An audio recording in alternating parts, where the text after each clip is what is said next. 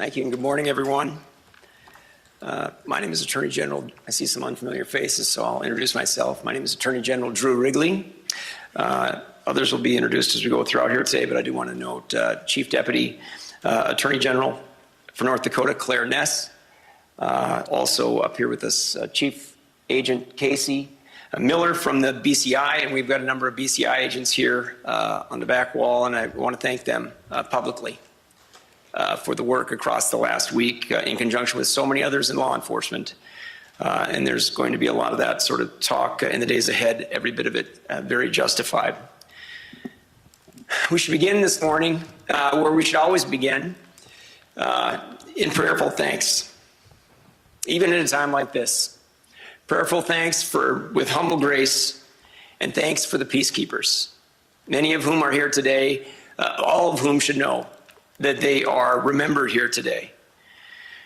We are this morning reconvening, the communication this week in the wake of last week's horrible Friday afternoon events.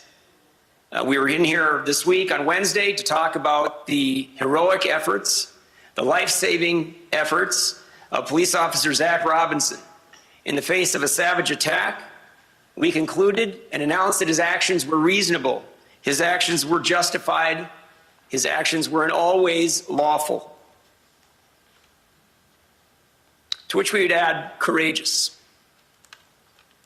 to which we would add selfless. We want to caution you as we get started here today that this remains an active investigation. What we're doing today is a little out of the ordinary, in that we're talking about this matter before the conclusion of that investigation. But for a variety of reasons, it's important that we do so, and I want to thank all the law enforcement leaders who are up here today. Not all of whom will talk today, but we're all available for your questions. Please keep in mind also that this is the best information that we have as of today. I know things today that a couple of days ago looked a little murkier. We're going to answer the questions that we can answer. We're going to answer questions that we can responsibly answer. So that'll begin. There's going to be some photos up on the screen from time to time. I can tell you there will be nothing that will be ghoulish or along those lines. But we want to convey the best information that we can. These times remain, just take them for their the best approximations that we have. Sometimes because things are time-stamped, what have you. But it's the best information that we have. It's almost hard to believe that, my first line looking down here, that such events can transpire in the wake of a fender bender. A fender bender in Fargo, North Dakota. 2:42 p.m., there's a two-vehicle fender bender on 25th Street South. The vehicles were proceeding south. They were just north of 9th Avenue. Carly Coswick, who had just recently moved here to Fargo, was in one of those vehicles. She was alone in the vehicle. She was driving. The other vehicle had multiple occupants. Fargo Fire was the first on the scene in response to the call that went out. They arrived on the scene at 2:48 p.m. A minute later, Fargo police arrived at 2:49 p.m. That was officers Andrew Dotis and Tyler Hawes. Minutes later, and when I'm referencing these matters, we have an array of videotape from the public, from private sources, and from law enforcement. I'll cobble those together. It was minutes later that Mohammed Barakat first appeared in the video. He was driving northbound on 25th. He had not yet gotten to the 9th Avenue crossroad when he came into the Big Top Bingo video feed. So he's south of the crash. The crash would have been off to his left and just a little bit north. He took that left turn onto 9th Avenue and then immediately took a right turn into the parking lot that was just adjacent to 25th and where the crash was. So he pulled immediately into that parking lot. At this point, only officers Hawes and Dotus are at the scene, along with the fire crew that got there first. So only have the two officers. He pulls in, and he's sitting in his vehicle facing 25th.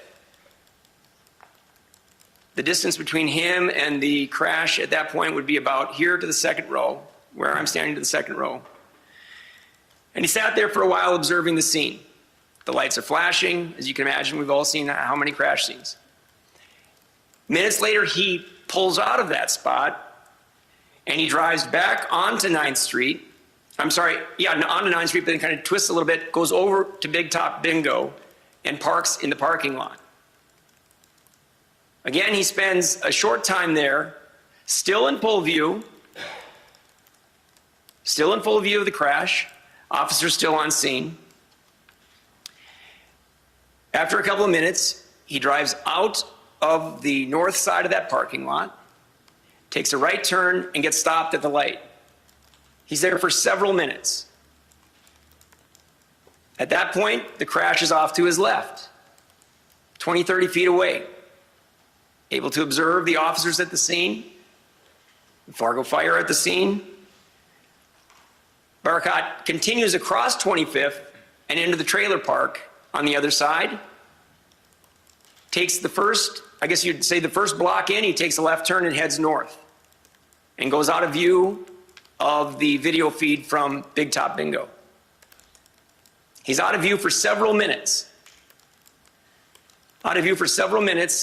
And then you see him emerge again, now in the alley that is to the west of the parking lot where he parked in the first instance. I'm going to put up a picture.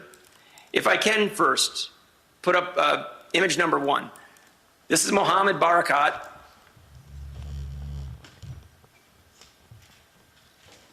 You'll forgive the lack of resolution. It's from a video. It's the best we could do at this time. I'm working on other photos, and we'll have a request at the end of our proceedings today. Could you please go to item number 2? I'm just going to get you oriented on this. Bear with me, but I think it helps to have a picture in your mind. This is the overhead shot. Is this not going to work on there? No, it works in my hand. It doesn't work on there. Okay, well, I'll point at it. You see where the police cars are down here. That's where the crash, this is later on, everything's cleared. This is not during this incident, but this is where the crash took place, out on 25th. That's the parking lot. Just on the top of that is the parking lot where Barakat was parked. Actually, that's still his vehicle. And we see him come back into frame, and he proceeds south on that alley, goes around the side of that building, and again parks right there where he's in full view of the crash scene and the officers' activity. At 3:03, now remember those other times, at 3:03 p.m., Officers Robinson and Jake Wallin show up at the scene. They are now the third and fourth officers to respond to this scene, and they show up while the defendant, who's now been casing this out for all those minutes, driving at it and coming at it from different angles, now he's sitting there watching, waiting for additional law enforcement, and they came. Now you got a total of 4 Fargo police officers out there as of 3:03 p.m.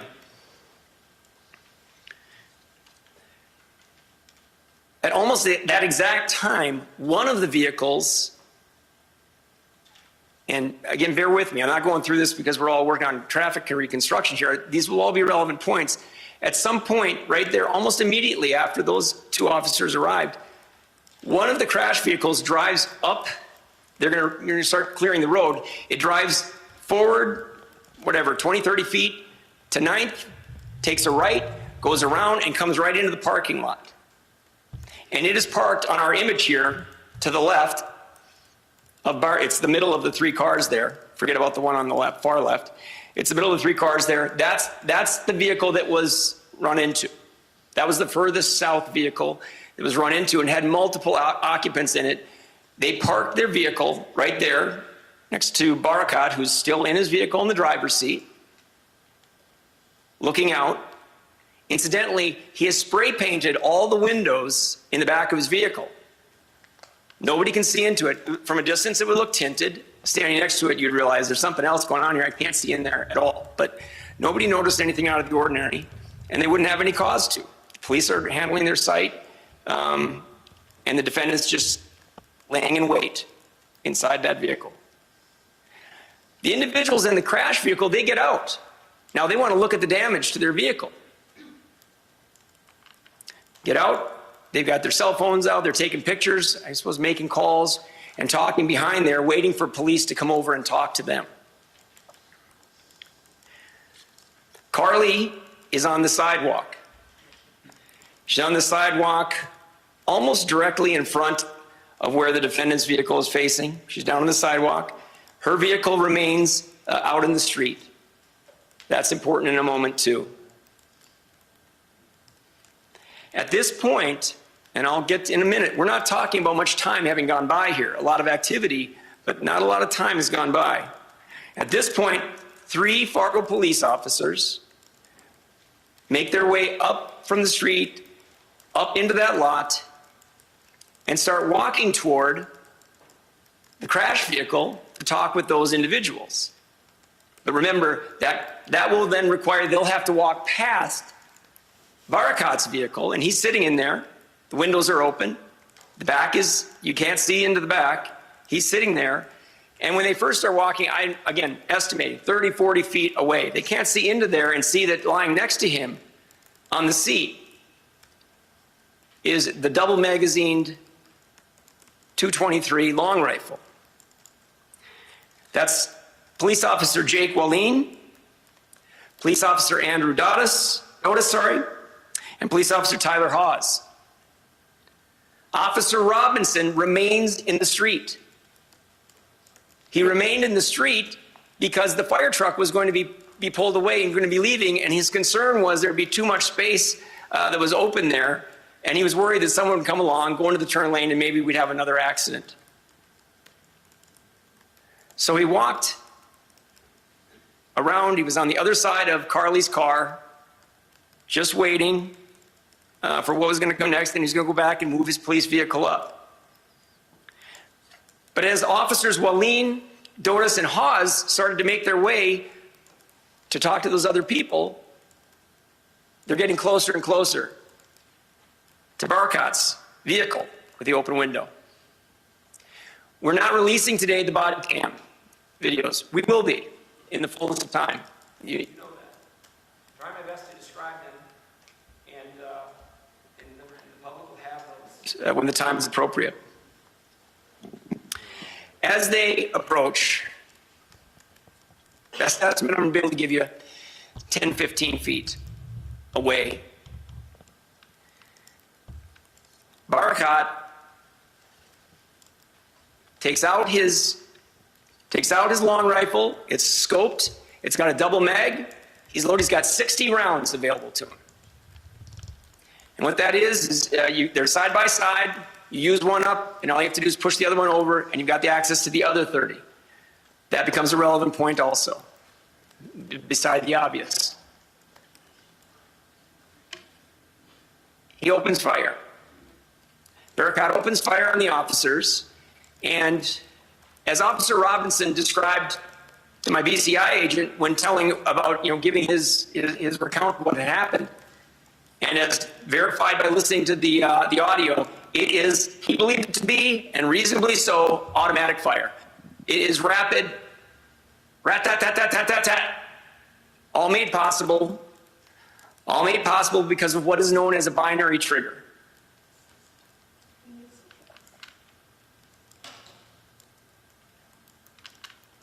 A binary trigger. You want me to stop talking? Is that it? How's it going?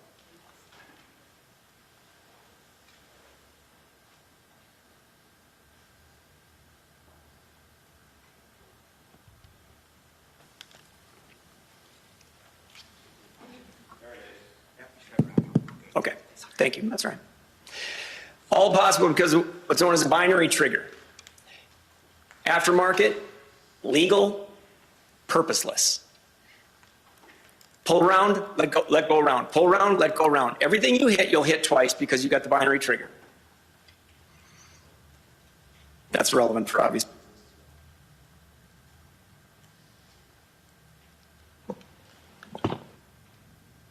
It appears that Fargo police officer Jake Wallin is the first struck. But it happened so rapidly, there's no way to really know which of them, and I don't know that it matters. But he was about a foot and a half ahead, step and a half ahead of the other two officers. But in rapid succession, Dotis and Hawes are hit. All of them are hit. None of the officers even has so much as an opportunity to turn, to crouch, to grab for their service weapon. Nothing.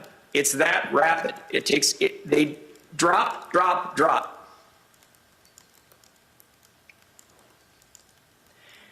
Each of the officers, terms later, stumbled, willed their way a little ways over toward the grass in the wake of the shooting. Now, there's no pause in anything that I'm describing to you. I'm just trying the best that I can to draw a precise picture for you. Now, they've been shot just to the right of where the defendant's car is, as I mentioned.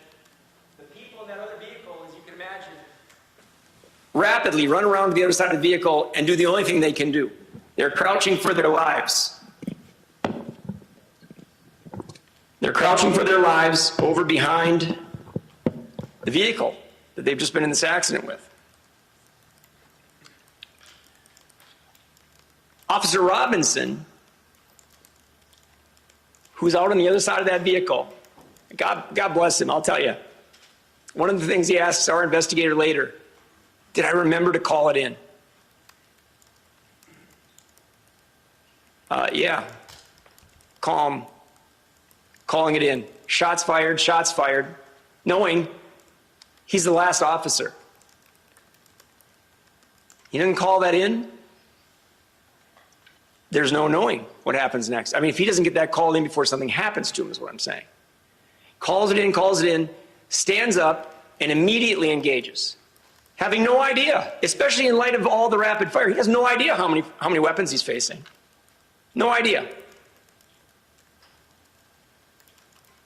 No idea. About 1.5 times, I would say, between myself and Mike McFeely, about 1.5 times that distance, back here in the purple shirt. He's engaging a guy with a long rifle, scoped, sitting in his car, still sitting in the car, and the officer is away from his vehicle. He's got his service weapon, and he engages. Barakat is not hit in that barrage from the officer, and he wouldn't be. There's not much space there, and he's inside of his vehicle. Barakat jumps out of the vehicle, opens the door, and runs around the back of his vehicle, positions himself on the passenger side, and has a direct line at the officer, who's that distance I just described. We think it's about 75 feet. Barakat, with his scoped weapons, got a direct line. Officer Robinson is obstructed by the crash vehicle, maybe to his waist, and he's firing direct on. At some point, again, this is all instantaneous. Carly does what any of us would do. She tries to take cover. She was on the sidewalk, remember. She runs to try to get behind a tree. It ain't much of a tree, but it's something. She makes it a couple of steps. The defendant sees her moving. So intent is he with his murderous resolve. He sees her moving. He goes off of the officer and comes over and shoots her. Again, striking his victim with multiple rounds. She's down immediately, severely injured. In that instant, when he turned mildly profile, Officer Robinson, and he says, when he's talking to the BCI agents days later, he tells them, he knew he'd popped off several rounds when Barakat was in the car. Now he's got him around. He knows he's standing up. He sees what's happened. He knows he's got officers down. He knows he's got the civilian down. knows he's got other civilians just off the side, and he tells himself, just squeeze. Careful, careful, squeeze. And he does. He hits the long rifle and incapacitates it. I don't think he'll tell you he was aiming for the long rifle. He's aiming for center mass, but he hits the long rifle, it's incapacitated, and he also hits Barakat. But Barakat's far from done. He takes the round, and he goes down. Now, Robinson comes from around the vehicle and is closing.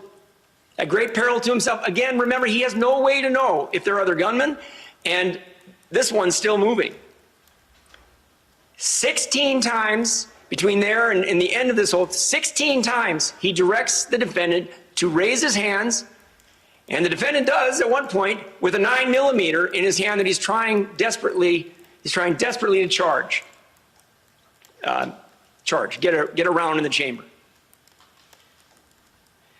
Drop the gun, drop the gun. He doesn't drop the gun. Officer again fires. Barakat continues to move as the officer moves closer. This is where he calls in. I have 3 shots fired. I have 3 officers down. I have 3 officers down. Send everybody. I don't know if there's a more lonely human being on this planet than Officer Zach Robinson closing in on that scene. He's got 3 officers down. He's got a civilian who's been shot. He's got a guy he's closing in on that he's hoping like hell is the only shooter out here.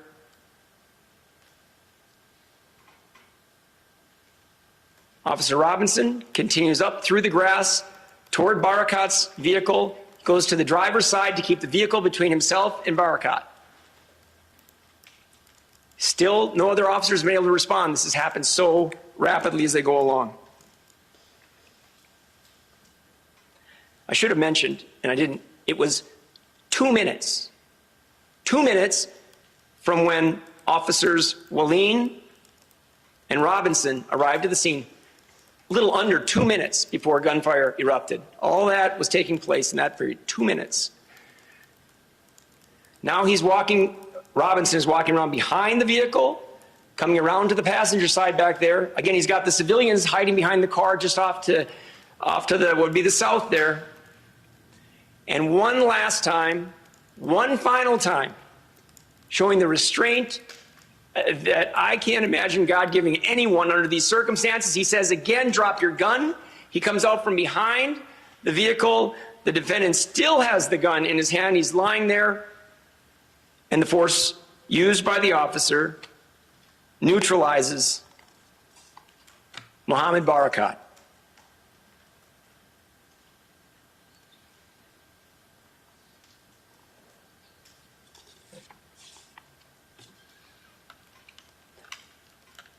When you're watching this, from the moment that the shooting starts, and especially in hindsight when you know the weaponry that Barakat had in that vehicle and in his hands. He had 2 handguns on him, including the 9mm I just referenced, and he had the long rifle. It's difficult to overstate how dramatically, especially at that distance, how dramatically outgunned police officer Zach Robinson was. And you're going to have to rely on my recitation for now, but you'll see that body cam video in time, and I know we'll all agree. That man was never outmanned.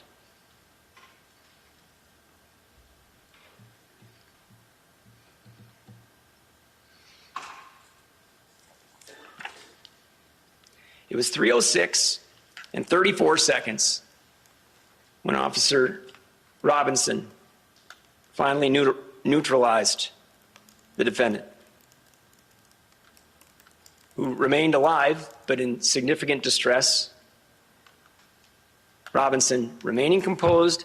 Another officer, Officer Clower, is now at the scene. Again, these moments have passed. He must have been close by. He's now on the scene. He came right to Robinson's side.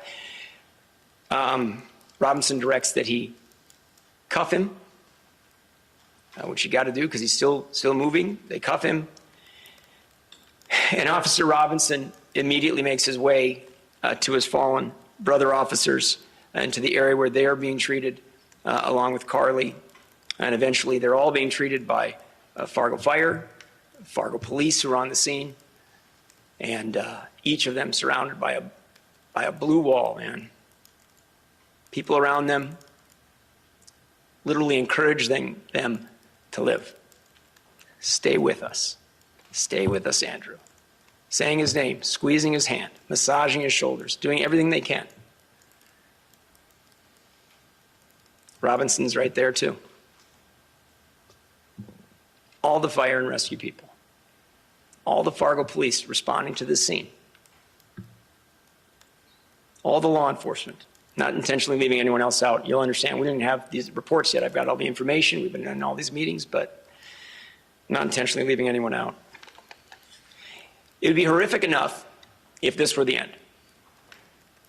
If that was all we knew, and that was the end of these horrible events in the wake of the fender bender on 25th Street South. Officer Robinson and the others, it would be heroic enough if we only knew that he had so courageously stood our enemy down. But as the investigation in the ensuing week has made clear, the thin blue line was severely, severely tested. Fargo police officer Zach Robinson was indeed the last man standing in that blue line at that moment. What he was standing between was not just the horrible events that were unfolding there, but between the horrible events that Mohammed Barakat had planned, had envisioned, planned, and intended, and armed himself for beyond fully that day. In the wake of these events, law enforcement was moving rapidly, and I thank all of our law enforcement partners. We had tremendous help from the North Dakota Highway Patrol, the Sheriff's Office, the other police departments, the FBI, federal law enforcement. My friend Max Schneider, our U.S. Attorney, is here today, and he's going to be talking a little bit too. Search warrants. We quickly ascertained what his residence was. We had to get into the vehicle. Law enforcement got eyes on the vehicle, realized when they look in the back, they got a situation on our hands. The bomb squad was called in at one point, and the bomb-sniffing dog hit on the vehicle, as it later hit on his private residence in South Fargo. I'll get in a moment to some of the items seized in the vehicle, but I wanted to say that the search warrant was attained in federal court later that night, and the search itself took place in the late night, morning hours of the next day. First, the vehicle. If you could put up photo number 3, please. This is Barakat's vehicle. See, position exactly where it was, unmoved from the events I just described. There in the back seat, you can see one of the firearms down on the ground, I think it is. And then there are containers. There were 3 largish gas containers, actually only 2 of them were gasoline containers. The third was another container, but they all had gasoline, all filled with gasoline. They find in the vehicle 2 innocuous-looking propane tanks. You might have for your Weber grill. But what they discovered was that they were filled, one completed at the top, the other one halfway up, with explosive materials concocted at home, purchased lawfully, compiled in his home. 2 of those in this vehicle. Switch to photo number 4, please, quickly. Yeah, just real quick. There's those items. Simple looking canisters for the gasoline, and then the 2 propane tanks as well. Item number 5 we showed you the other day. We'll show you that quickly. This was a self-styled hand grenade. Works, by the way. Fuse lighted. That was in the vehicle as well. And then go to item number 6. These are the items seized from the vehicle at the scene of these atrocities.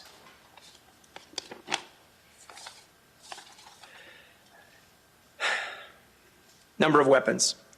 A .380 semi-automatic handgun remained in the vehicle during this event. 9mm handgun, utilized as I described. I don't have a better way to describe this. An AK-styled rifle, not used in this event. Well, used, right? I mean, it's in the vehicle, though. And then the .223 round weapon used by Barakat to kill Officer Wallin and injure the others. Also at the scene, .40 caliber handgun. That was on the defendant as well, in addition to the 9mm that he was brandishing. And then there was another 9mm in the vehicle. So you got a total of 4 handguns, all semi-automatics, and 2 semi-automatic long rifles, sorry, 3 semi-automatic long rifles, 1 and only 1, and the one he picked with a binary trigger. Search warrant conducted at the residence in the aftermath. A variety of items. The FBI was kind enough to carry out those. Kind was just a bad choice of words, Mac. I didn't. We appreciate it very much. The FBI sat on the residence, waited for the search warrant to come through. Mac and his team were working on it that night, got it signed by a federal judge, and they went in for the search the next day. A 12-gauge shotgun, another 12-gauge shotgun, a .22 caliber handgun, a Remington Model 700 deer rifle. That's going to sound familiar to a lot of us in the room. A very standard deer rifle weapon. Another .223 rounded rifle, and a 9mm handgun. An array of live ammunition on the premises, strewn about. A number of trail cameras inside his residence.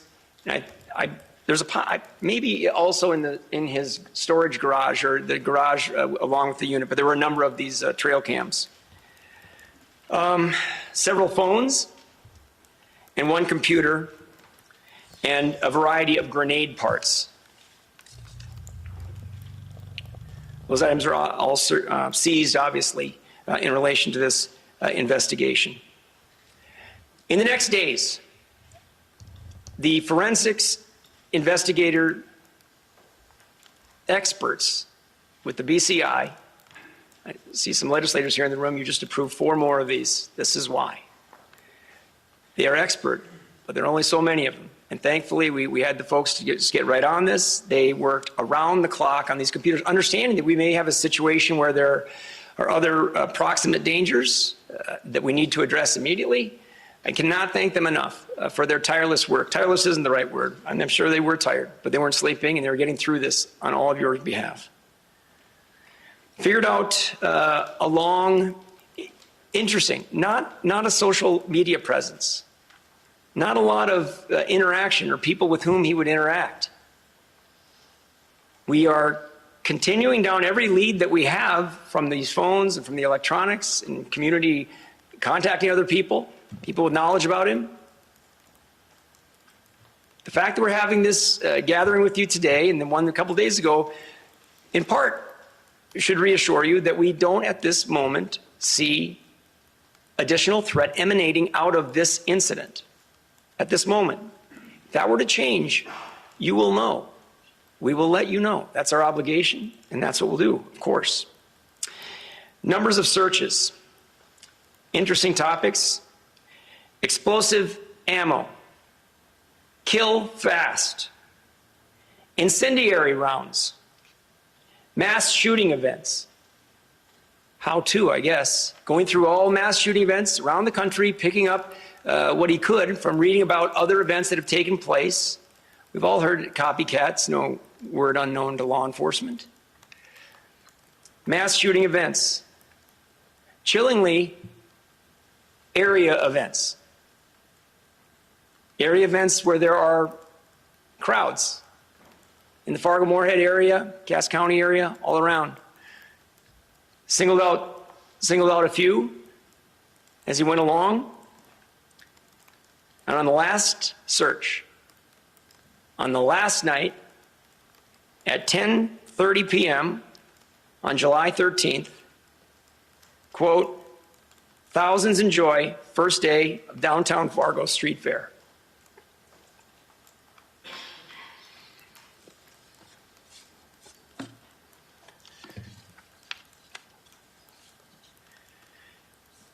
There have been inquiries about the why. What's the motive? I've been in and out of law enforcement for 30 years. You might be surprised to know how many times you finish up and you're still scratching your head. You're still scratching your head. Motive, obvious motive to kill. I mean, driven by hate, driven by wanting to kill. Not particularized to some group that we can discern at this moment. Not particularized to one individual that we can see.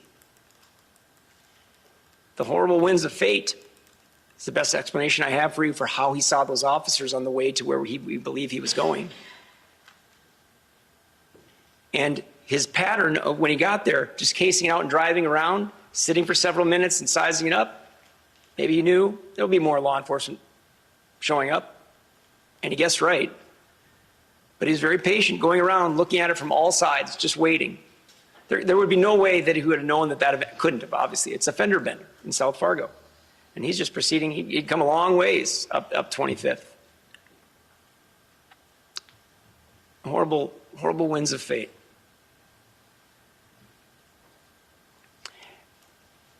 In an instance like this, I'm not a mental health professional, and I'm not going to pretend to be one.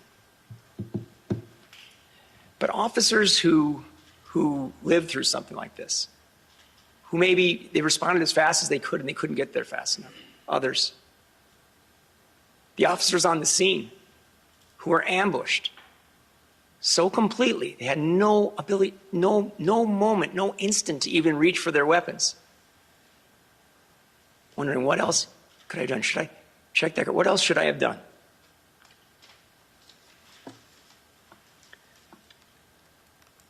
They did all. They did all. We've described Officer Robinson's heroics. That every man and woman, you all know this, everyone who raises their hand and they take that oath and they don that uniform and they carry that badge knows that this it does happen all across this country, routinely. And here too, we're not unknown to this. Every one of them. I know I think they're feeling this from all of you, from the community, recognition, whatever their role on that day. You were part of the line. You stood between these murderous intentions and acts. One officer remaining. He goes down, 5, 6 blocks to downtown Fargo. The heroics that it took to preserve the lives of Carly, of Andrew, of Tyler. There wouldn't have been enough emergency personnel within a 3-state area to meet the needs. This is a painful week for law enforcement. It's also a reminder of the heroism of law enforcement. And if I could say on their behalf, because I've heard it from them in the last week too, it's also a reminder how good you are. I've thought it many times in my life and career. The public doesn't get enough credit. You're good. You care. They see it. They feel it. I want to thank you on their behalf for that. There's going to be some other comments here, and we'll look forward to your questions. Thank you.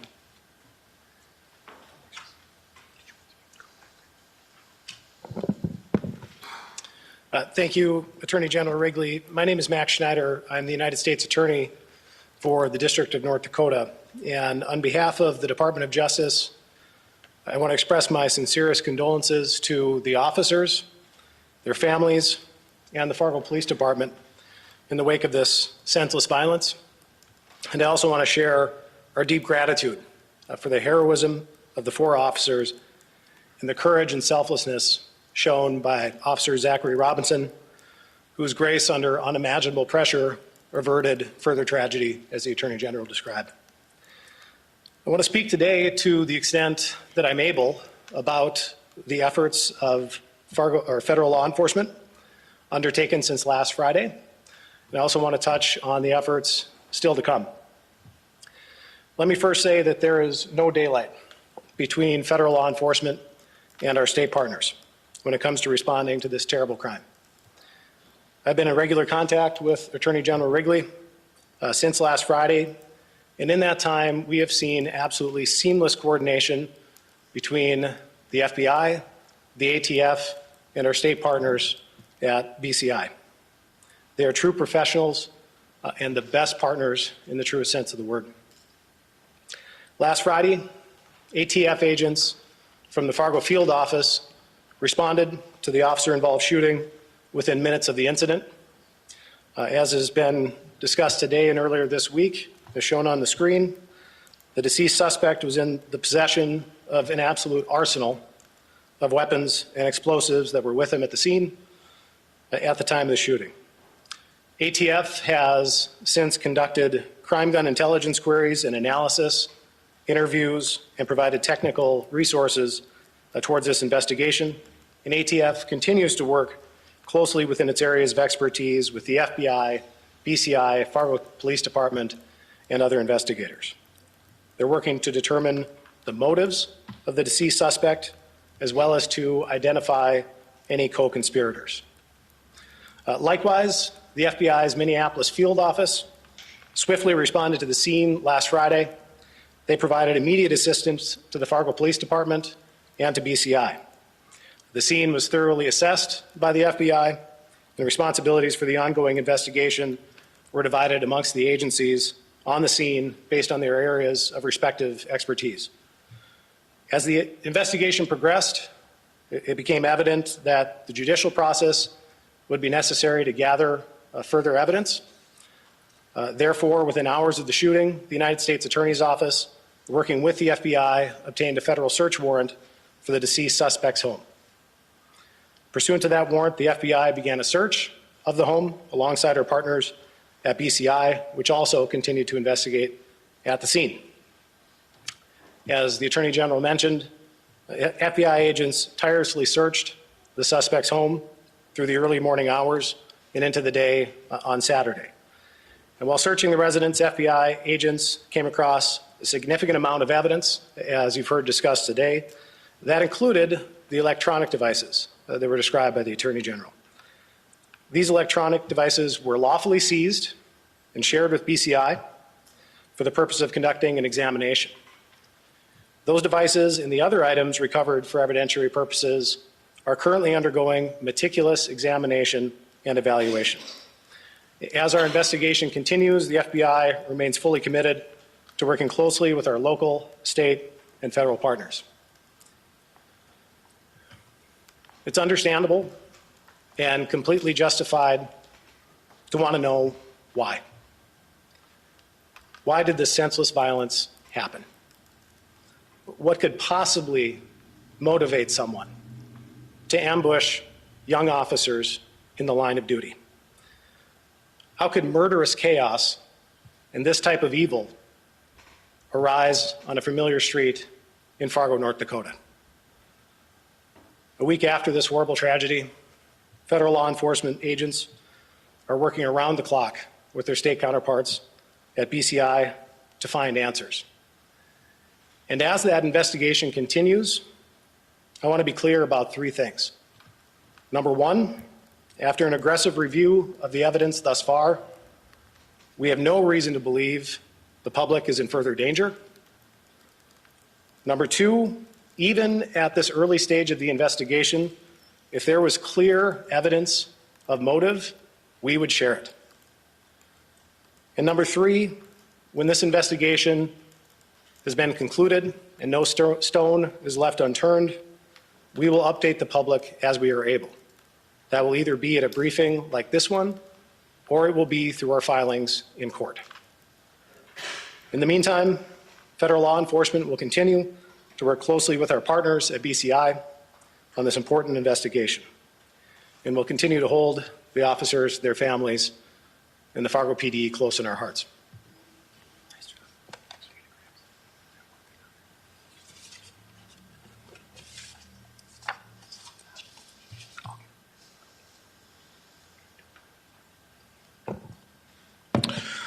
Thank you, sir. And thanks to all of our partners up here have been tremendous. We have worked seamlessly with all of them and our community. We're very appreciative for those efforts. I want to provide a little bit of happy news to you in terms of Officer Dotis and Hawes. Yesterday they were both able to stand up out of their beds briefly, which is miraculously very good news and a blessing for all of us.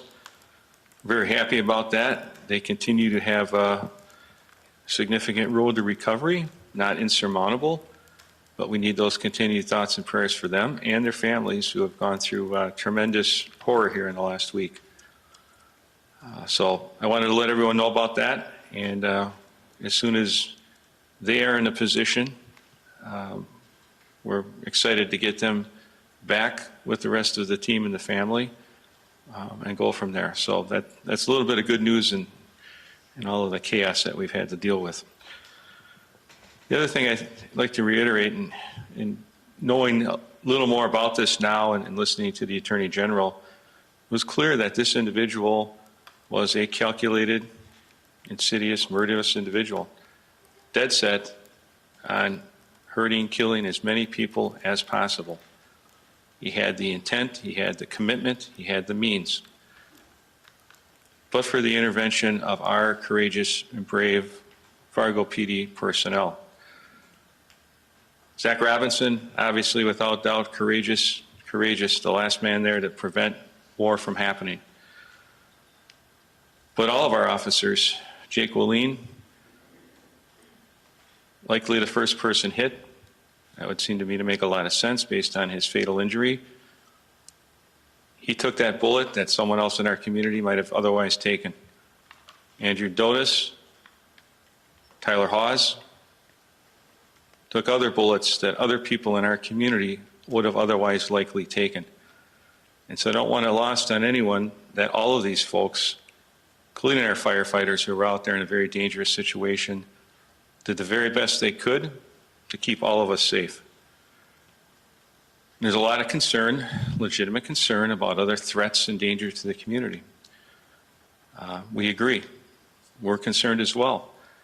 We've been meeting here with the mayor and others in evaluating our special events to see if there's other things that we can add for safety. And so you may see more visible signs to help prevent as much as we can. And there have always been and will continue to be other things that you don't see, but rest assured that our personnel are out there in many ways, both physically and from an intelligence platform, working with our state, federal, local partners to make sure that we're doing everything we can to prevent harm to our community and allowing you to go out and enjoy a beautiful city, entertainment, spend time with your family without fear of that type of activity occurring. But the reality also is there's evil in the world. This guy was one of them. He's an evil individual. And the only thing that stops evil are likely two things: an engaged, supportive community, which we have, their ability to communicate and let us know about things that they know or see. And we've seen this across the country as well, where some of these types of mass events have been upended by the good work of community members, sometimes family members, which can be very difficult. When the person is a member of your family, but you're seeing this and you know this isn't right and bad things might happen, we encourage that interaction.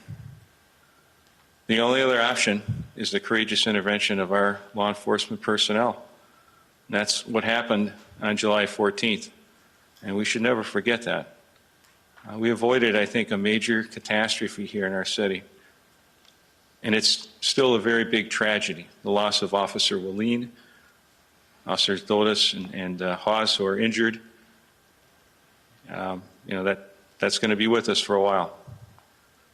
And then the great, the heroic efforts of Officer Robinson as well. So, and think about all the personnel from Fargo PD who responded to this. giving life-saving efforts to their colleagues, right? So tremendous work by the fire department.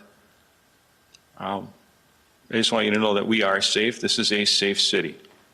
But evil's out there. We're doing our best to look for it and prevent it. We appreciate your help in that effort as well. Thank you.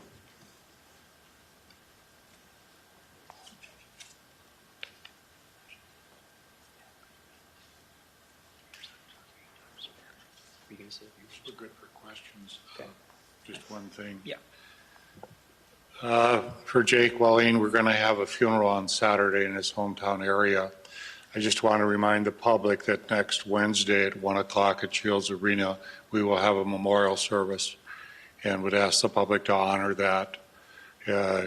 Jake just started for our force, and sometimes it's hard to know all the wonderful things about the young man, but I think if the community can reach out and attend that, that would be tremendous. I appreciate all the GoFunding that people are doing for our officers that are wounded. Tremendous spirit amongst the team that's standing now. We all have a heavy heart, and I think many of us are grieving as this time goes on. But I would appreciate it if the community would turn out to the memorial service and honor the man that gave his life for us. Thank you. One last thing before we get to questions. I wanted to put this phone number out there.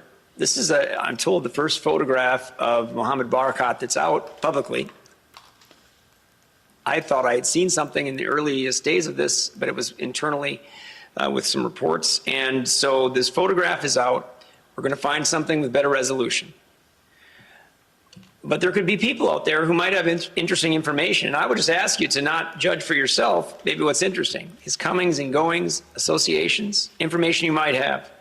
I'd ask you to call the BCI, that information, 701, of course, 328, that's easy to remember like every state number, but 5500, 328-5500, with any information you might have about whether it's this incident, something that you saw, or the comings and goings, the life and practices of Mohammed Barakat.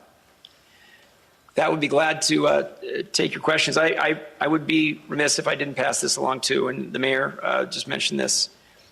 In talking with the families of the injured officers, and yesterday I spoke, and with Carly's family, and yesterday I spoke with Jeff and Amy, Officer Wileen's parents. I hope that you know how much they feel the outpouring from everybody. I really hope the community understands that, because their hearts are running over. They have felt very, very supported. And that includes by the members of the Fargo Police Department, and a recognition of the life-giving care of the fire department. Chief, I know how proud you are, with good reason, and everyone else. And I was asked to pass that along, and I'm doing it publicly. The people of this region and these organizations need to be congratulated and thanked, because these families are feeling that love and support. That will take any questions that we're allowed to handle. We're going to have to make sure you got a microphone on you, because there are people watching remotely, so be patient with us if you could. Can you share more details on Mohammed Barakat's background, as well as what specifically points to potentially further carnage at the street fair, I believe is the location you mentioned, Drew? A little bit, not a great amount more about, we know a little bit more, but at this point, what I would share with you is he was a Syrian national. He came to the United States, we're told, I'm informed by our federal partners, came here on an asylum request in 2012. He became a U.S. citizen in 2019, working off and on different odd jobs, all of which, we're pursuing those matters and interviewing people, and that's about what I'm going to say about that. As to his specific intent, the months, actually across years, it seems like he lost the will at one point, maybe if there was a pause in there, and then it regained again, where he's looking at the mass casualty events, looking for the impacts of specific types of injuries, looking for particular kinds of firepower that are available and certain kinds of bullets that are available, and then amassing this weaponry at all, and then moving significant amounts of it into his vehicle that day, including the last minutes. We've got video of him going out of his place with a suitcase in which he's got, more weapons, more rounds. So, his intent was pretty evident. As I said, in the days leading up to there, he's looking for specifically to the region for large crowd events in the region. And based on the time and the direction where he was going, he was either likely to be taking a right when he got to Main Avenue, going downtown, taking a left when he got to Main Avenue, and going out to the fairgrounds. Those are the two large events going on at that time. 1,800 rounds of ammunition in the vehicle, multiple weapons, which I just described, a vest. It was not a tactical vest. It wasn't a bulletproof vest, but he had a vest just absolutely stuffed with magazines. And one piece of information we picked up just yesterday, putting the finishing touches on his shooting skills in the last hours before this assault. This question probably is for Mac. Was Barakat on the radar of federal agents or federal law enforcement at all prior to this? I'm going to defer to the ongoing investigation on that, Tasha. Last press conference, there was some talk about him being known, Bearcat being known a little bit to law enforcement to some degree, either local or federal. Can you explain anything more about that? We know some more. I'm going to relay a little bit more. There were some contacts along the line of he had a fire in his place, cooking fire, I think it was, and there was some contact with the fire department.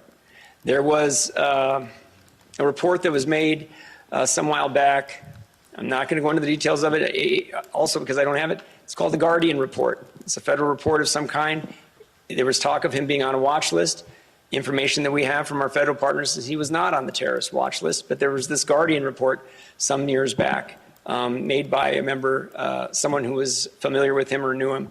I'm not going to say much about it except to say it is not, we are told, about a threat of violence or an act of this nature or anything along these lines. I'm going to leave it at that. What about any affiliations, religious, anything that you've discovered so far that you can disclose?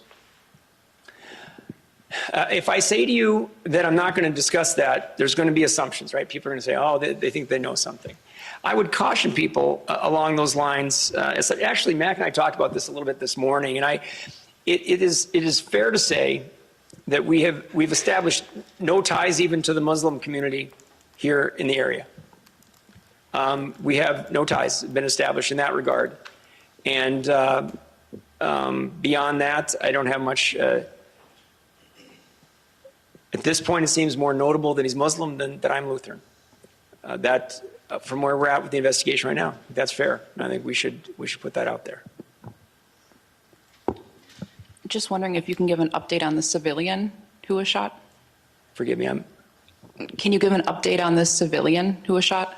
I spoke to Carly's mother a couple of days ago, and I believe that Carly was moved out of the IC unit as well. I called her mom on the way down here today and I'm waiting for a call back. She was very seriously injured. She's got a medical road up ahead. She's in good spirits, though. I talked to her over the weekend, I think it was Saturday or Sunday, maybe both.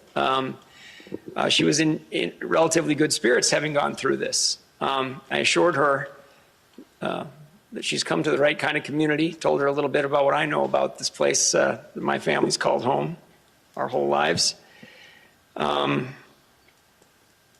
Came here and had great plans. I think has great plans, but she's got a hurdle here with her health, and I have every belief that she's going to make her way forward. She's got a little ways before she's going to be able to put some weight on things, but she was very severely injured. That's a high-power round, and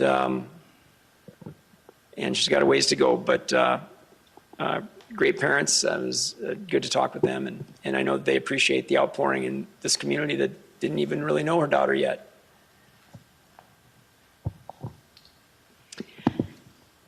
With Barakat having seemingly no online presence and the fact that he didn't seem very connected in the community, maybe wasn't communicating with people via cell phone much, what other are you looking into, or are others looking into some other means of communication he might have been using?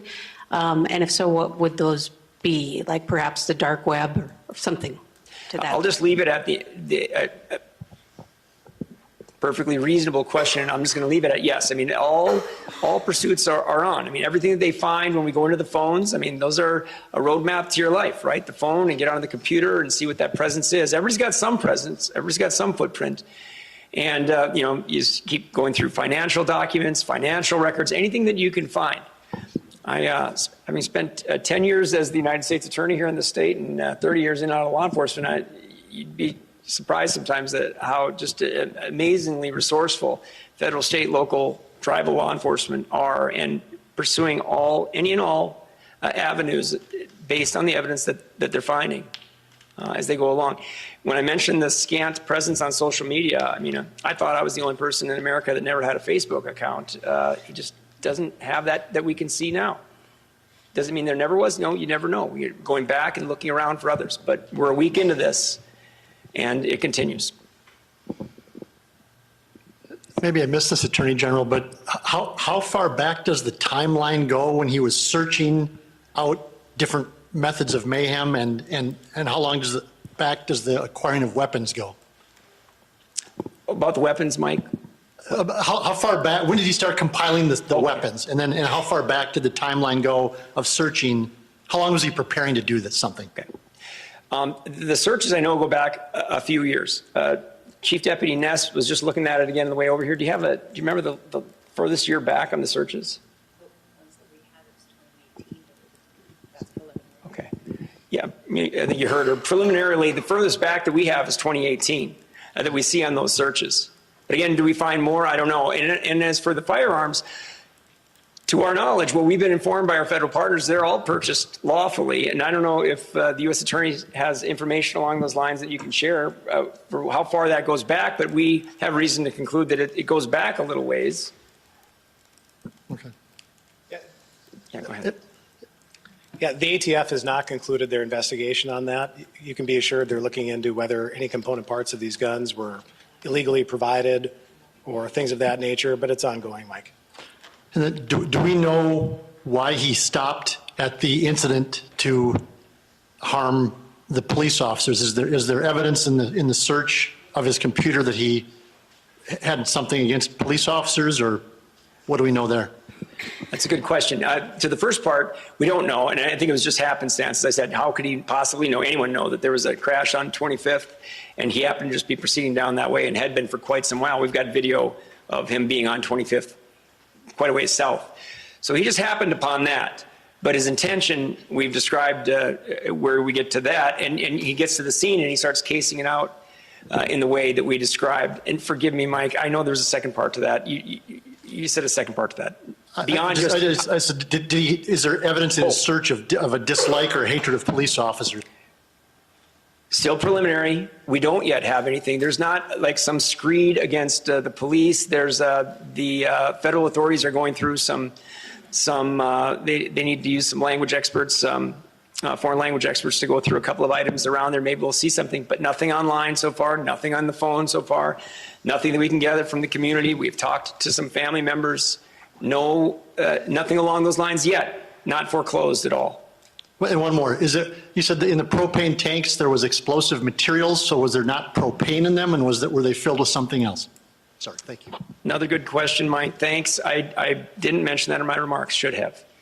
The bomb squad seized those items, and they have detonated those items, and it was quite dramatic. I mean, anyone who's familiar with substances like tannerite, which are ignited by a high-power rifle, this is a full canister full of it. One is full and one is half. They've been detonated. I've reviewed that evidence, the video evidence and everything else of it, quite dramatic explosions. And of course they disintegrate the metal encasement of the tank. So that was easily detonated explosive device, and he had the means by which to blow it up anytime he wanted to. And so that remains an area, obviously, of interest in tracking down the where, when, why, and the how isn't very complicated, like I said. What can you tell us about Bearcat's history prior to coming to the U.S. in 2012? As a state law enforcement official, I don't have access to the information about that, and I don't know that that's something the U.S. Attorney can speak to. I know, as having been the U.S. Attorney, I know U.S. Attorneys don't like being spoken for, so I'm not going to do that. Yeah, and not to sound like a broken record, but that's part of the investigation. To that point then, has anyone spoken to his family, and are they in the United States? And if you have, did he make any comments to them about these events? We have spoken with, he has some family in the United States, I'll leave it at that. They do not live in the area. They're outside of the region. They have been spoken to. It doesn't sound like a particularly close communication pattern between them, and no information that I can give to you right now, not because I'm holding it back, just nothing to share along those lines at this point. But those communications will continue as part of the investigation. Can you say at all, perhaps a message to the Muslim community here? Because there is some concern and worry that just given the name, that there may be some sort of tie. And while a motive is unclear, or you have said it doesn't seem he intended to be tied to any particular group, again, there is some concern. I don't have the perfect thing to say along those lines, except to caution people about that. I mean, we would be sharing if we had something particularized. I think I made a comment before that probably speaks to that better than anything else. At this point in the investigation, I find his Muslim faith no more notable than my Lutheran faith. We have established and been told about and seen no ties between him and the Muslim community here, and saw nothing in the online search to this point. You know, we've all read about people being radicalized, all of those things. And perhaps people can forgive the impulse or whatever, I don't know, the impulse to wonder. But if and when that becomes part of this, that will be shared. But we're sharing with you now what we know and what we've seen. And I stand by my early comment repeated right now. Question for Drew first, and then Mac. Were there any Muslim or Islamic faith-related materials recovered at the suspect's home? Recovered from his home? Yeah, were there any? I mean, is there a Quran? Is there Muslim? You know, it sounds like you're assuming he was of the Muslim faith and saying it's not necessarily related to the crime. And some in the Muslim community are saying just because his name's Muhammad doesn't mean he's Muslim. I'm asking if there's anything that would lead you to believe. Yeah, and just because someone has a Bible doesn't make them a Christian either. So, but I can answer your question: is that there was a Quran found at his house? But all right, and then the other question for you is co-conspirators. Some people are surmising with that amount of guns, you can only shoot one gun at a time. So if their plan was to go to a downtown street fair or some other populated event, you couldn't possibly use all those weapons yourselves anyway. I mean, is there still a possibility there was a co-conspirator?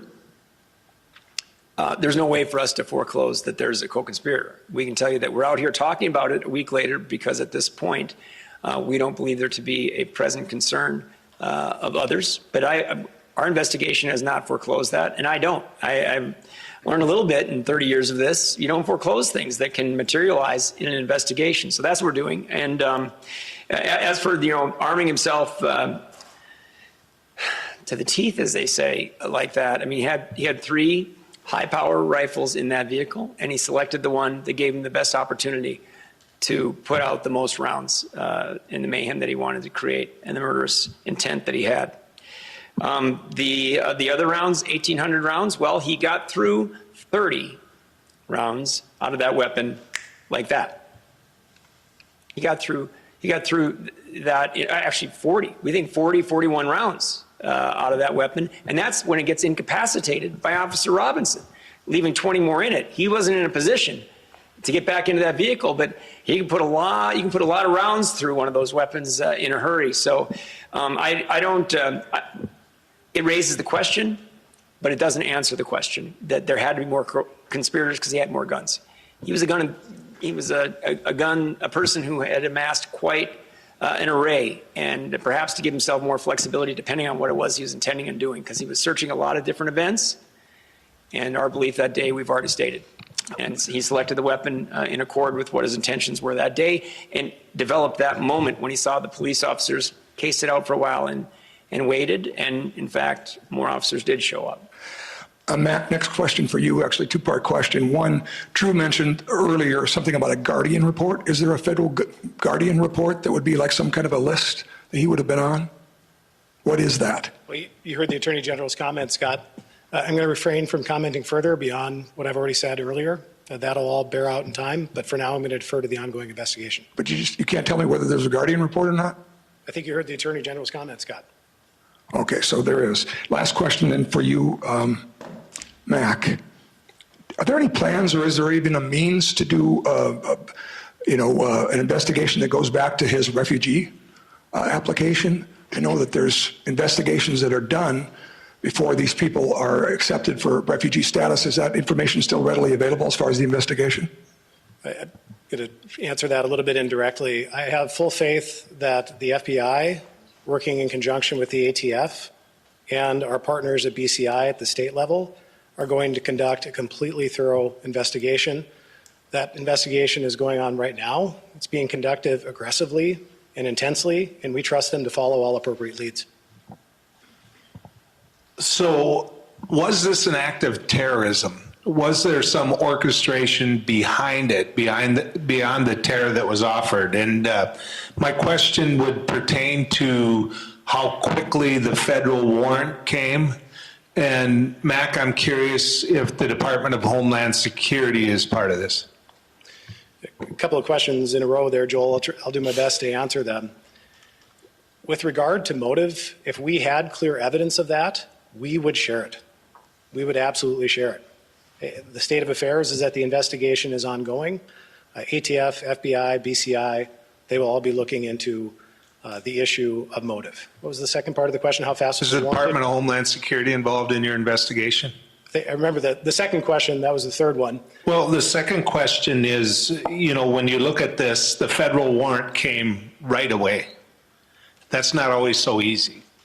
Well, it is easy when you have dedicated people like our partners in the FBI and the talented career assistant United States attorneys and support staff in the U.S. Attorney's Office. Okay. We wouldn't think to do otherwise. That was one more. Did the murderer work out of Hawley, Minnesota? And if he did work out of Hawley, Minnesota, why can't we have a more clear picture? Why can't there be a more picture, or a picture that shows him more clearly if, in fact, Mr. Attorney General, your investigation has shown that, and there was the opportunity, for example, for him to be on a website?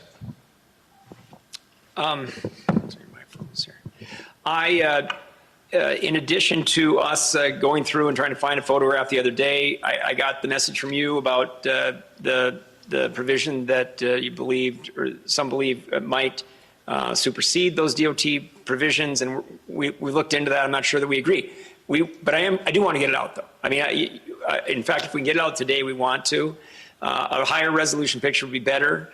You can't live in a community like this and not have some people have some familiarity with you. So we're going to do that. And I would, in maybe the next couple of hours, we can to get that out. Mac has an excuse. He works for somebody. I guess I don't. I'm not sure. So we're gonna probably move ahead and be able to get that out. It's something that Mac and I have discussed a bit here in the last days, and absolutely just bear with us for maybe for another couple of hours. We want to get this one out now, but that's what we've got right now. But did he work out of Hawley, Minnesota? I don't have anything for you on that. I don't have anything to say for you on that. We've had some contacts with different businesses that he's worked at over recent years, and those are ongoing discussions, and I just don't want to alert people to that, and that can obstruct an investigation pretty quickly when people start getting other people coming to them, and it can undermine our efforts, so we don't want to do that. Is there any evidence that points towards Bearcat intentionally creating a diversion?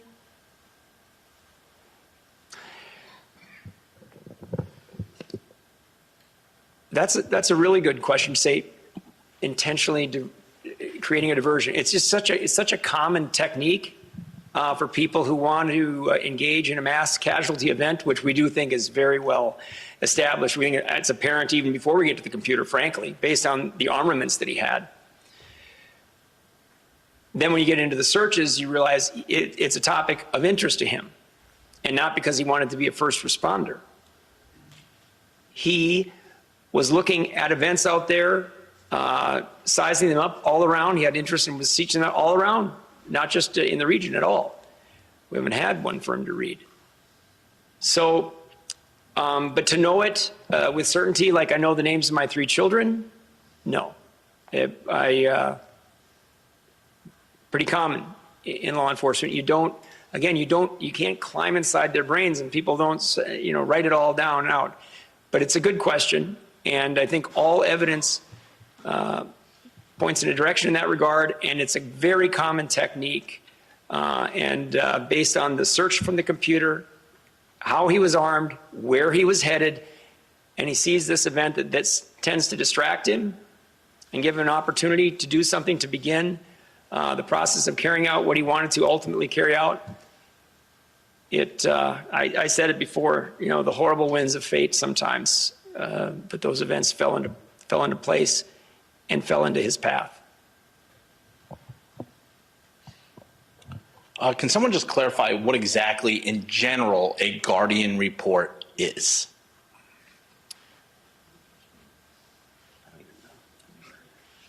I got to tell you, I literally had never heard the phrase before until last Friday night. It wasn't a phrase with which I was familiar. We're all familiar with the terrorist watch list, and I don't know when they came up with the reporting system that led to Guardian reports. I have literally never heard it referenced in light of an investigation until this instance, and still have not been provided a copy of the Guardian report in this case. The fact that he has is there anything you wanted to add, Matt? Can you provide any insight now that you're the U.S. Attorney? I think that's pretty well covered. Essentially, it's a way for the public to engage local law enforcement and notify them about things of concern. So somebody from the public, could that have been when the fire department responded to the fire at his home, that they would have maybe forwarded some report onto law enforcement that they saw some concerning items? Yeah, there's a lot of information on our part up here, so I just ask you to not conflate the two. The fire incident had nothing to do with the Guardian report. Totally separate. Totally separate. I maybe answered in the same way because it was at the same time, because I was asked the question by someone, generally law enforcement contacts. And okay. I mean, to be clear on all of these we're answering you the best that we can, both responsibly and then also what we know at this point. Don't come back to me in 2 weeks and say, Drew, you didn't tell us that we had that information. We're taking the step of moving forward here. This is another area Mac and I have been, you talk about no daylight, just seeing recognizing that this is an important thing to do. The public has very understandable concern and love and outpouring, of course, for law enforcement and for Carly, but also about what's being done in response to it. So that's why we're doing this, taking this extraordinary step. But then we've got constraints on what we can share with you. The fact that you can't find pictures or social media presence, does that just kind of show how far under the radar he's been operating in Fargo? And does that add to this investigation why someone would be like that?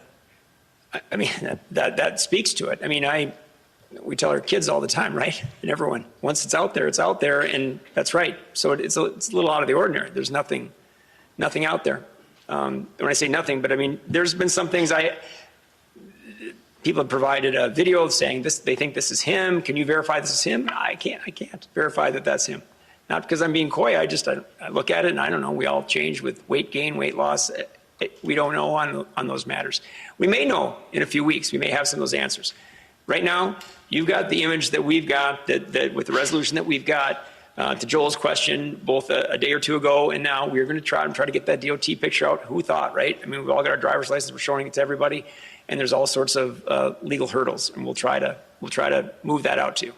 And just one last question here. You said it appeared on his internet searches he lost the will. Can you elaborate? No. Was he planning something years ago? Or what did you mean by those comments? No, I just meant that it wasn't a steady stream of like every other day he's going online and finding it. It seemed like he went along the lines of looking, there was a little more intense search period, and then it abated for a while.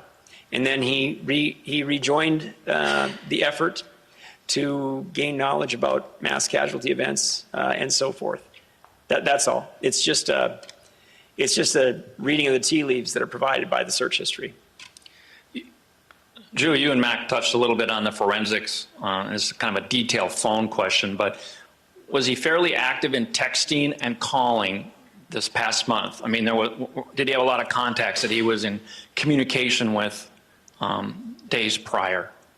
I've said pretty much everything I'm going to say about that at this point, other than to just say with the information that we have right now, I would characterize it as not very active. Okay, and then Mac, you said the forensics being done on writings and language. A lot of people talk about manifestos in cases like this. It doesn't sound like there was one, but is there writing you guys are examining, stuff that he had maybe written online or just emails, what have you? Yeah, that's all part of the ongoing investigation.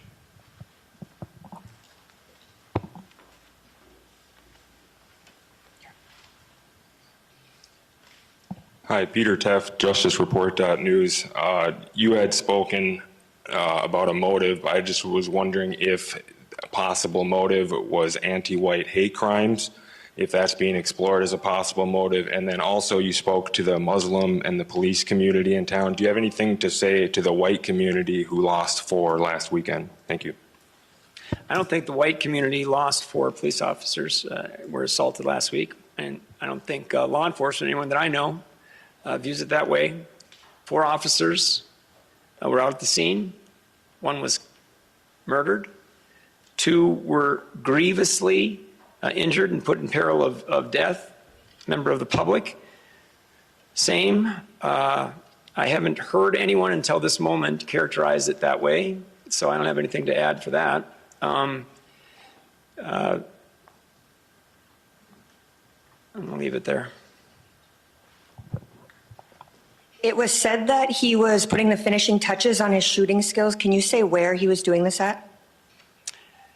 I can, but I won't. Okay, and then also was said that the bomb dog hit on the apartment. Was this residue or was it actual explosives? I mentioned the hand grenade parts. Again, that's colloquial. I'm using my words for hand grenade parts, components of hand grenades. You saw the photograph of the one that he had constructed, which was operable, and which he had with him that day, and which was tucked into the vest that he had. As bomb sniffing dogs, they'll hit on gunpowder. There was an array of live rounds in the apartment, so that's what that is. I mean, they're there. They hit on that, and that gives you an additional level of caution, which was then exercised by federal authorities. I had a BCI agent out there also to retrieve the forensics when they got them. They felt it was inevitable they'll find something there, and they did, and I described that. So. Hi, just to kind of go off of the finishing touches, are you able to tell us if he had any military training, any formal gun training at all? Yeah, I don't have anything to add at this point along those lines. Okay, yeah, and then I know you said he kind of came upon the accident on kind of happenstance. Do you know if he had any sort of police scanner or any other kind of things he'd be able to, I guess, kind of track whereabouts of law enforcement? Yeah, that's good. That's a good question. It's something we were on the lookout for, and to this point, we've retrieved no detection devices along the line that you described. What's the gunman's date of birth? I've got that, just not right in front of me. I believe he's 37 years old. Does anyone have his date of birth? Born in '89. We'll get that to you. Sorry, I don't have that written down up here. Hi, you said he became a citizen in 2019. Do you know what exact year he came to Fargo and from what city he came from? We do not have anything along those lines for you.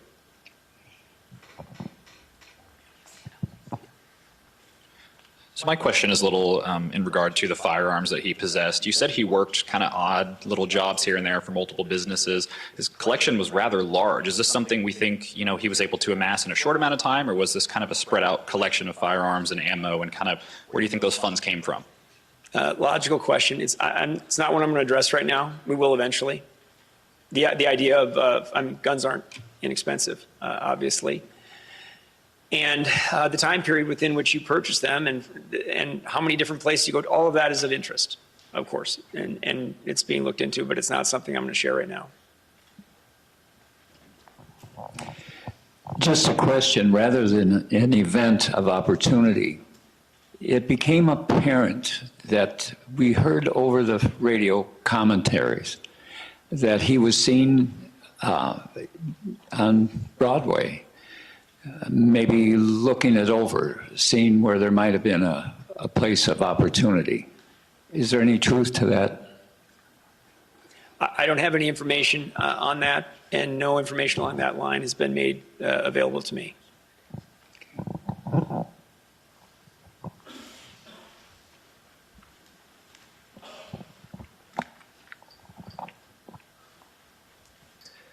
Was he, through the investigation, speaking to neighbors at the apartment that he lived in? Was he known to any of them? Any relationship, acquaintanceship with any of them? Did we learn any valuable information from that? All being evaluated from the very earliest hours of this, and I'm going to leave it at that. I actually that night, things were moving so rapidly. I got a call from a reporter, and I appreciated that, to say there are people here that are talking about this out here, and we had law enforcement on scene, and it's happening rapidly. Appreciated that call. It was the responsible thing to do, for sure, and all of that in the hours and days and continuing on. Yes. There were a number of officers at the street fair in downtown Fargo at around the time the call came through. When the call came through and people started learning what was going on, they went to respond to it, leaving the street fair with a number of privately hired armed security forces. God forbid should something like this ever happen again, would there be plans in place to maybe leave officers at major community events like this when something like this happens? I don't know if the chief wants to address that today or a different time, but. Yeah, sure. Good question, Matt. As I said earlier, that is something we're evaluating. I think the natural tendency when we've got a situation like this is for, as Zach even said, send everyone, but certainly that's something that we have to look at from a safety perspective as well, and make sure that something like that doesn't happen. But yes, that's being looked at, and go from there. Okay. And question regarding the shooter, was he, for whomever is able to answer it, was he studying to be an EMT or anything of the sort as part of his plot? I don't have any information about that. I've not heard that. We continue to look into any and all means of support and expertise that he has, financial and otherwise, and continue to look at that. But I had not heard that. No. Chief, a couple of years ago, or when you first started, there were a couple of shootings in town, and I said, "How do we get a grip on this?" And you said, by getting rid of the illegal guns. Today we learned that all these guns are legally obtained. And I'm sure that there's a few people in the cable audience that are watching and saying, that's not an arsenal, I have more in my basement. How do we, were there any kind of red flags that pop up when somebody amasses that many cartridges, that much ammunition? I guess, how do we wrap our heads around this by saying, was there a red flag? Sure. Well, there are no legal parameters that I'm aware of that are create any alerts when someone buys a certain amount of ammunition or a certain amount of firearms, as long as they're legally purchased. They go through the background check, et cetera. So, yeah, I think that's all I could say on that. Okay, I apologize if this is kind of the same question because I have an earpiece in my ear, but I was wondering, with the background checks for these purchased weapons, were there any red flags that may have gone unignored, that may have gone ignored by where those guns were purchased?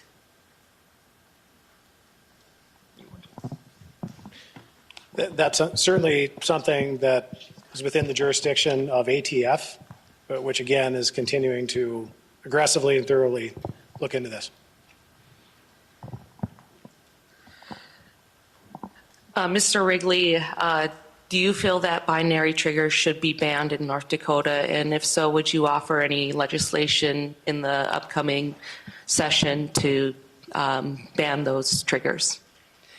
Yeah, forgive my naivete on this topic. I learned of this mechanism first time in my life meeting with my BCI agents in the wake of these events last Friday, Saturday, and Sunday. I have done a little searching, found no meaningful purpose. I can't find one for it. You can't uninvent the wheel, as they say. It exists. It is purposeless. I may have just made up a word, but you know what I mean? I can't see what it would do. It's, again, just walking through it. A round is fired, round is fired, round is fired, round is fired.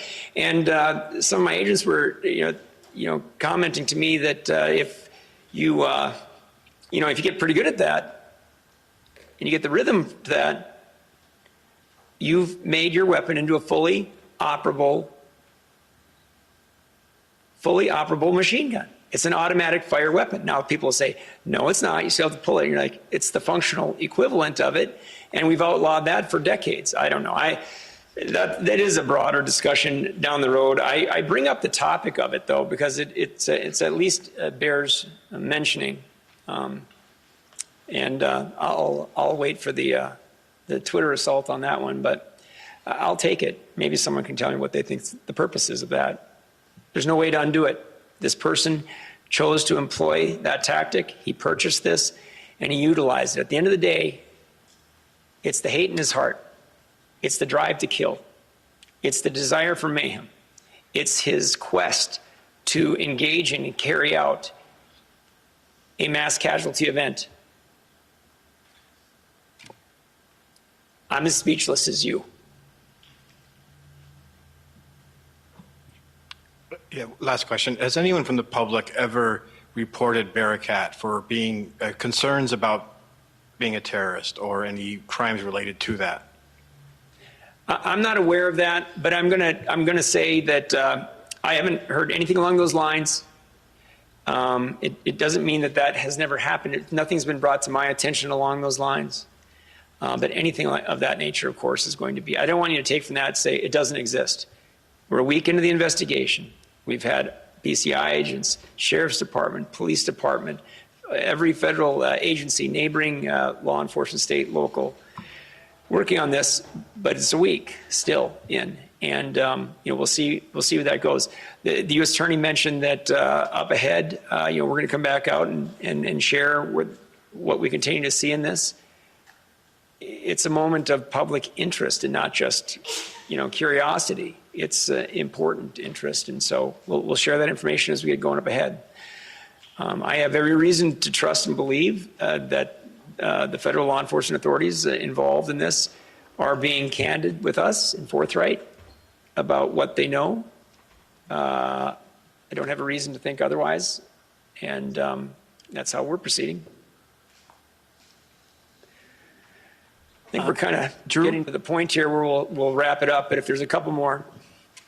Just curious, given his lack of a helmet, a bulletproof vest, other defensive items, did he expect to survive this or not? Just curious what his intent was for his own life or safety.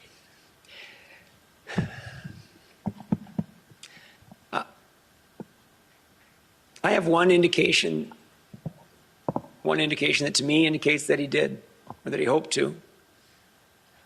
A means by which he would check to see if anyone had been to his apartment in his absence. He had a couple of different techniques that he employed in that regard, and they were employed in this instance. I'm not going to tell you what they are at this point. I might later, will later. Don't say might, I will. Those are the only indicators I have along those lines. And I'm wondering if what happened here is part of a larger federal investigation. I believe Chief Zabolski said on Saturday he had spoken to Merrick Garland, the FBI director, as well. And I know we have FBI, ATF here. Is Washington, is the focus here, are the feds in Washington, is Homeland Security, any of those agencies directly involved as part of a larger investigation?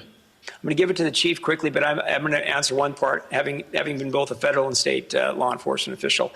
I can tell you that it's important people remember not every occurrence is there even jurisdiction in the federal side. I had people come to me all the time when I was U.S. Attorney in Macwell too. Some serious thing happened, they'd say, well, that's got to go federal. And you're like, well, there's no jurisdiction for it. I mean, it's specific jurisdiction granted by law. But you don't know that going in. So we appreciate, frankly, Mac and I were on the phone very quickly. I mean, we appreciate that we would be working hand in glove, not knowing where the investigation is going to go. Appreciate that the Attorney General of the United States contacted in too. But that doesn't indicate that there's going to be federal jurisdiction or that they have information that there is.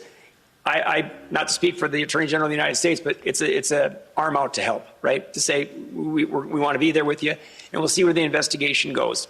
And then you make those avenue choices, whether you go state or federal. If there is a prosecution, in this instance, we are where we are. But Chief, I don't know if you have something to that, but I did want to address that misperception that's out there that people think if it's something really serious, the feds do it, and if it's not, well, I mean, there's not a general homicide provision, for instance. There's not a general homicide provision in federal law.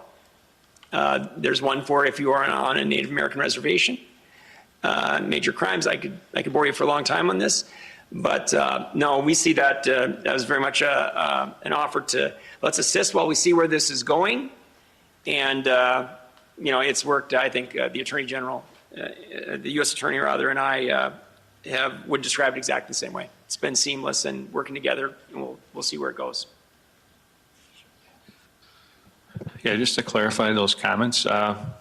Attorney General Garland, just as FBI Director Christopher Wray and others have called me specifically to offer condolences and support, and so no discussions relative to investigations. We have no knowledge of any other additional or ongoing federal investigation related to this. And I concur with the Attorney General that we have trust in our federal partners here that we're working with. They need a little more time to work through their investigation, and I think we all kind of await those results. Mr. Attorney General, one last question. When this has happened all across the nation, law enforcement has referred to these as they are, which is assault weapons, assault rifles. You keep making reference to it as a .223. My .270 that I hunt deer with is a long rifle.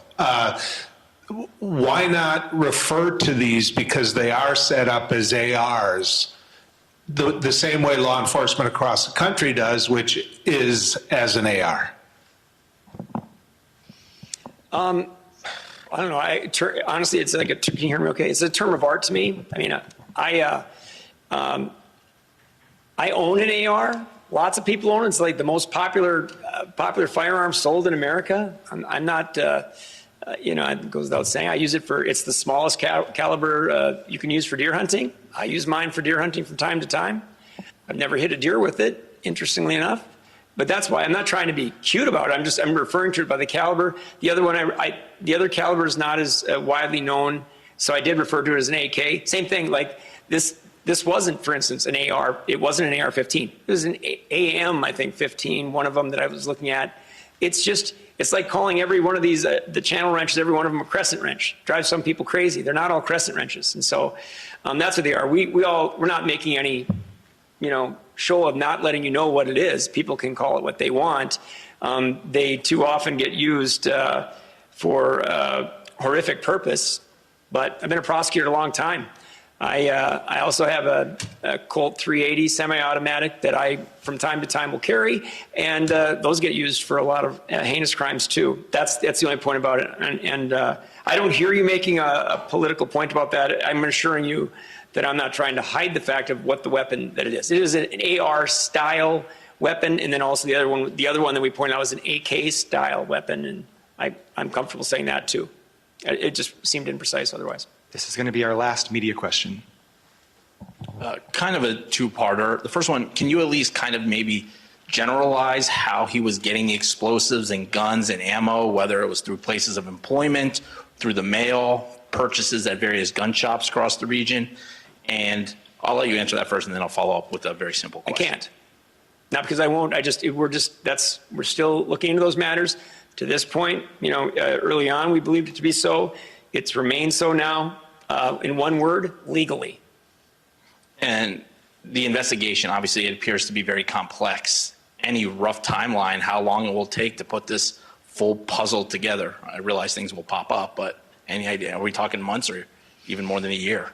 No, I'm not gonna characterize that. We don't know. Tomorrow we could find out about some connection to somebody in a neighboring state or region or county or apartment building, and our commitment to you is to pursue that to the nth degree, to the end of the earth, whatever we can find, if anything. But I'll caution you, it might be nothing. There are lone wolves. That is a real concept, and what we perceive right now may remain so. It may change as well, but. I don't have any way to do that. Again, referencing back to my 10 years as United States Attorney, I think people thought every time Drew walks out on the steps and announces an indictment or a case or something that's going on, I bet they've been working on this for weeks. Well, try months, years sometimes. There's one case going on. Someone told me the other day, I bet nothing's going to happen, right? Because there's been nobody charged. It's been almost, and then they gave the time period. All I could do is smile at them. It's like these go on. They are painstaking. They go on and on and on. And it's not because federal law enforcement isn't eager to wrap the matters up, but they sometimes involve multiple jurisdictions and on and on and on. If you'd watched the work of the BCI, who I've been working with so closely across many, many years, but now the last couple of days, spend so much time down there, I describe them as, it's like an anthill. It's like self-organizing anthill. They're going all over. Everybody's got to-do lists. They get back together. It's incredible. The public, I can feel very good about the fact that your men and women in uniform. I see Jesse John, our sheriff, our great sheriff is here. So many others that are around the room. Hey, these people work hard. And when they come out with the fruits of their investigations, there's a lot to that. There's a lot behind that. You're seeing the tip of the iceberg. So I don't have a meaningful way to give you how long this is going to play out, because we're not going to run out of energy for pursuing every single lead that merits further attention. The time could come where we feel like this has reached its conclusion. We're comfortable that we're at the end of this. We don't have other avenues to go down with regard to this horrible, horrific incident.